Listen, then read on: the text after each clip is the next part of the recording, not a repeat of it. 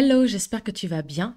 Ici, les choses, elles commencent tout doucement à se mettre en place pour moi, même si le chemin, il n'est pas tout rose.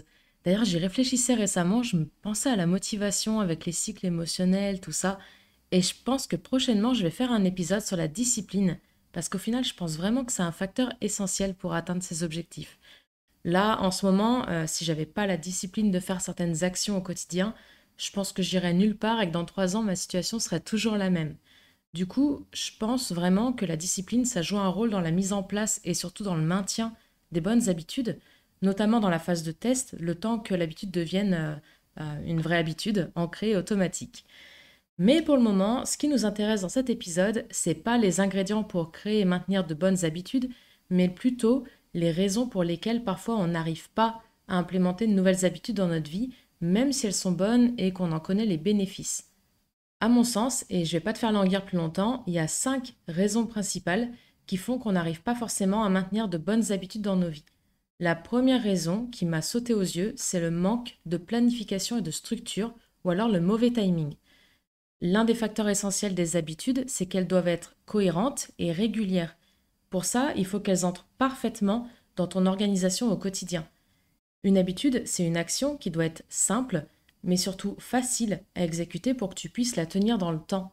On a déjà parlé de la loi du moindre effort dans l'épisode 2 avec la loi de Laborit, et ça s'applique bien évidemment à toutes les nouvelles habitudes que tu essaies de créer. Du coup, le moment où tu exécutes cette action, il doit être planifié avec soin, en prenant en compte ton rythme de vie et les habitudes que tu as déjà dans ton quotidien. Si tu tentes d'intégrer de nouvelles habitudes sans une planification adéquate, ça va être difficile de maintenir la cohérence et la régularité qui sont nécessaires pour leur maintien dans le temps.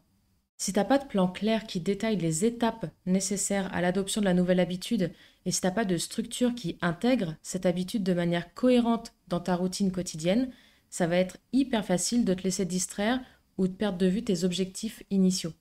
Pour pallier à ce problème, il va falloir identifier des moments spécifiques de ta journée où tu peux consacrer du temps à cette nouvelle habitude. Et l'idéal, c'est de lier une nouvelle habitude à une habitude qui est déjà existante dans ton quotidien et qui est déjà ancrée dans ton quotidien. Par exemple, imaginons que tu veuilles méditer 5 minutes par jour et que tu boives ton café chaque matin de manière systématique. Tu peux lier ta méditation à ton moment café et décider que juste après avoir terminé ton café, tu vas méditer 5 minutes. Comme ça, tu auras lié une nouvelle habitude que tu veux essayer d'implémenter à une habitude qui est déjà existante, que tu fais déjà de manière naturelle, systématique, tous les matins. Pour d'autres habitudes qui ne seraient pas forcément liées à des habitudes déjà existantes, tu peux utiliser des outils de planification pour t'envoyer des rappels et des outils de suivi d'habitude pour suivre tes progrès et rester sur la bonne voie. Ça aide énormément à mon sens pour maintenir aussi la motivation. Personnellement, j'utilise mon tracker d'habitude sur Notion. D'ailleurs, il est dispo gratuitement dans la description de cet épisode si jamais tu veux le tester. La deuxième raison qui fait que tu peux avoir du mal à implémenter de nouvelles habitudes dans ta vie, c'est tout simplement la résistance au changement. Le cerveau humain, il a une préférence naturelle pour la stabilité et la familiarité, ce qui rend l'acceptation de nouvelles habitudes souvent difficile, même si on en connaît la valeur potentielle et les bénéfices. Cette résistance au changement, elle peut être exacerbée par la peur de l'inconnu ou la peur de l'échec, voire même parfois aussi la peur de la réussite, ce qui nous pousse souvent à retourner vers des comportements familiers et vers notre zone de confort plutôt que d'essayer de nouveaux modes de fonctionnement. Cette résistance au changement, elle fait appel à divers aspects émotionnels et neurologiques, et on pourrait passer des heures à parler mindset, croyances limitantes, peur d'échouer, peur de réussir. D'ailleurs, je pense que j'en ferai certainement un ou plusieurs épisodes à l'occasion. Pour l'instant, la première étape pour dépasser la résistance au changement, c'est déjà de la reconnaître. Si tu vois que tu as du mal à implémenter une nouvelle habitude, demande-toi si les changements qu'elle t'impose te provoquent des sensations désagréables. Je sais pas moi, le doute, la peur, l'irritation, etc. Et si oui, pourquoi? Une bonne habitude, c'est censé t'apporter de réels bénéfices. Alors, normalement, en tout état de cause, on est censé naturellement sauter dedans à pieds joints. Si c'est pas le cas, c'est que tu ressens une résistance. Alors, essaye d'observer, sans te juger, les raisons qui font que tu résistes à ce changement malgré les bénéfices. Est-ce que cette nouvelle habitude, elle te ferait devenir quelqu'un que tu estimes ne pas être capable d'être? Ou quelqu'un que tu veux pas être? Est-ce qu'elle te met des contraintes qui, au fond, t'embêtent plus que les bénéfices affichés? Est-ce que quelqu'un ou quelque chose dans ton entourage pourrait être un frein à la mise en place de cette habitude et ça t'inquiète ou ça te décourage à l'avance? Est-ce que tu as mis la barre trop haute, par exemple? Bref, pose-toi des questions et essaye de comprendre la raison de cette résistance sans la juger encore une fois. Il n'y a qu'en cernant le problème qu'on arrive à trouver des solutions. Et un bon début pour dépasser cette résistance, c'est d'identifier clairement les avantages et les bénéfices concrets de cette nouvelle habitude et de te les rappeler constamment.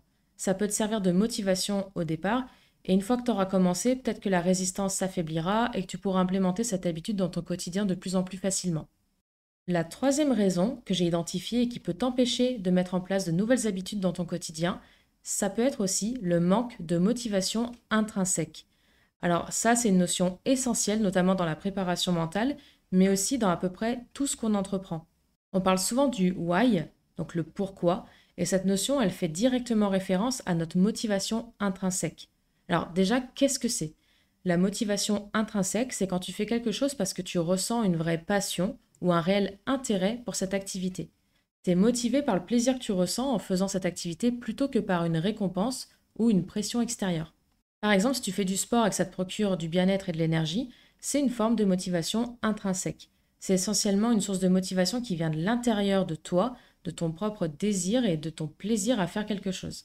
Si tu fais du sport parce qu'on t'a dit que c'est ce qu'il fallait faire et que tu as lu dans un article que ça pouvait t'aider, par exemple, à perdre du poids, mais qu'au fond, tu y vas à reculons, là, dans ce cas-là, on parle de motivation extrinsèque. En gros, tout ce qui est motivé par des récompenses, des punitions ou des pressions, c'est extrinsèque. Si tu tentes d'adopter de nouvelles habitudes principalement motivées par des récompenses externes ou des incitations qui sont superficielles, ton engagement y risque fortement d'être de courte durée.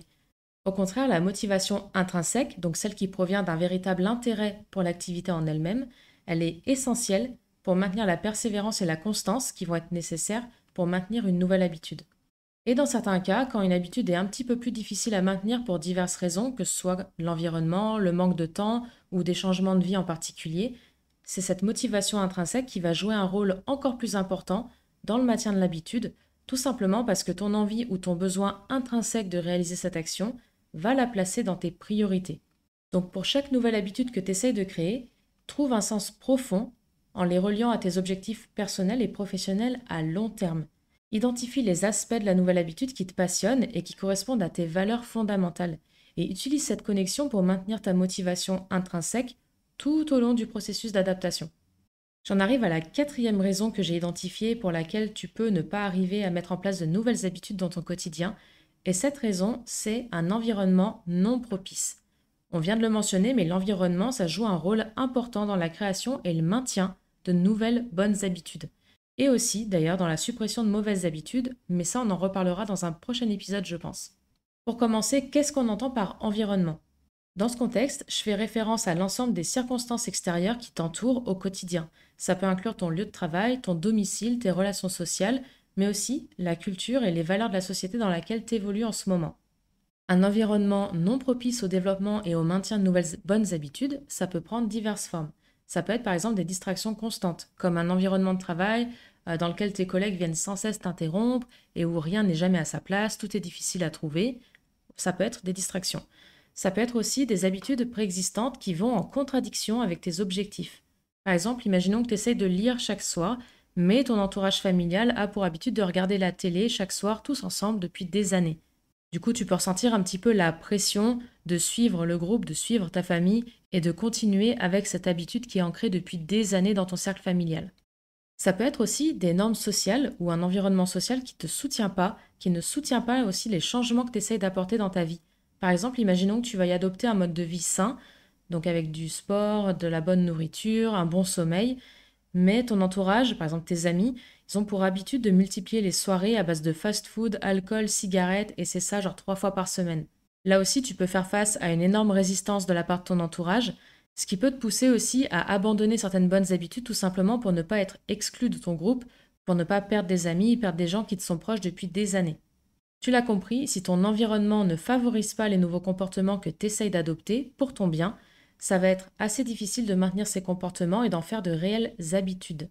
Les obstacles et les frictions que tu vas rencontrer au quotidien, elles pourront avoir raison de tes bonnes habitudes et notamment dans les moments où tu as moins d'énergie ou de motivation parce que ça arrive forcément à tout le monde à un moment donné.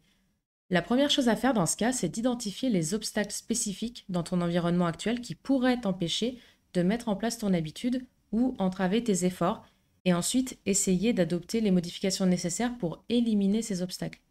Si l'obstacle est de nature plutôt humaine, là ça va être un gros travail à faire parce que autant ça peut être relativement facile d'ordonner son environnement quand il s'agit de meubles et d'organisation, autant quand il s'agit de l'humain, il y a tout un tas de choses qui rentrent en compte, les relations préexistantes, donc l'histoire que tu as avec les personnes, les émotions, les réactions des uns et des autres, la peur de perdre des gens à qui on tient ou des situations qu'on apprécie de temps en temps, la peur de plus appartenir à un groupe, etc.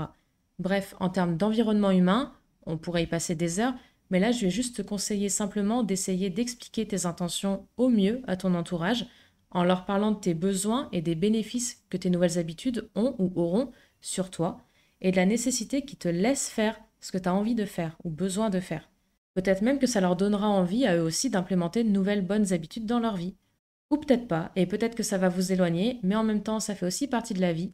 Les gens évoluent parfois différemment et il faut savoir laisser partir ce qui est plus bon pour toi quand vraiment ça va pas dans le bon sens.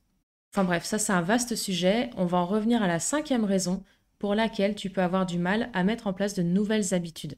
Et cette dernière raison, à mon sens, c'est des attentes irréalistes. Celle-là, on s'en rend pas forcément compte, mais en réalité, elle peut nous paralyser, nous faire procrastiner et donc passer à côté de nos objectifs en nous empêchant de mettre en place les bonnes habitudes pour y arriver. Avoir des attentes irréalistes quant aux résultats immédiats ou à la rapidité de la progression, ça peut conduire à la frustration et à l'abandon prématuré de nouvelles habitudes.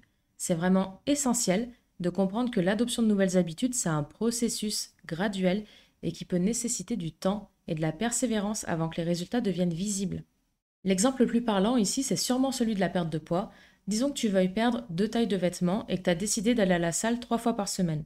C'est pas en un mois que tu vas voir le résultat final. Ça peut prendre des mois, voire des années pour certaines personnes, déjà parce qu'il n'y a pas que le sport à prendre en compte, mais aussi et surtout parce que la plupart des gens espèrent des résultats phénoménaux au bout de 1 mois et abandonnent leur routine sportive rapidement.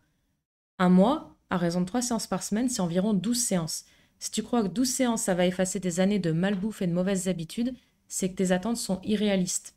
Ça marche aussi dans l'autre sens quand des personnes se mettent au sport à raison de 5 voire 7 séances par semaine, soit une séance tous les jours quasiment. Elles attendent des résultats incroyables à la hauteur de l'effort fourni, sauf que cet effort, il est rarement tenable dans le temps. Sauf si faire du sport c'est ton métier, il y a peu de chances que tu maintiennes 7 séances par semaine toutes les semaines dans les 3 prochaines années par exemple.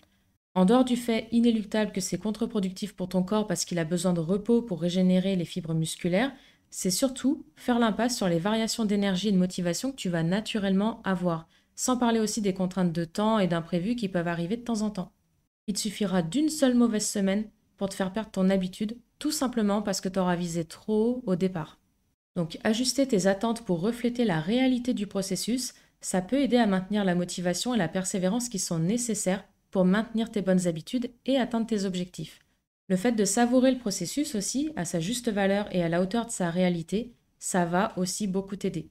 D'ailleurs, en lien avec cet élément, je pense que je développerai aussi dans un prochain épisode la définition d'objectifs bien au-delà de la méthode SMART qu'on connaît probablement toutes et tous. Dis-moi en commentaire si ça te tente que j'aborde ce sujet parce qu'il y a pas mal de choses à dire dessus et honnêtement, je pense que ça pourrait faire un très très bon épisode. Pour récapituler, à mon sens, il y a 5 raisons principales pour lesquelles tu n'arrives pas à mettre en place certaines habitudes dans ta vie. En 1, le manque de planification ou de structure ou un mauvais timing. En 2, la résistance au changement. En 3, le manque de motivation intrinsèque. En 4, un environnement non propice. Et en 5, des attentes irréalistes. Si tu te reconnais dans l'une ou plusieurs de ces situations, n'hésite pas à partager ça en commentaire et à me dire quelle habitude tu aimerais pouvoir mettre en place dans ton quotidien. Si cet épisode t'a plu, tu peux me laisser 5 étoiles ou un like sur la plateforme sur laquelle tu l'écoutes. Ça m'encourage vraiment à continuer de créer ce genre de contenu, alors merci beaucoup. On se retrouve dans le prochain épisode. D'ici là, prends soin de toi. Très belle journée à toi.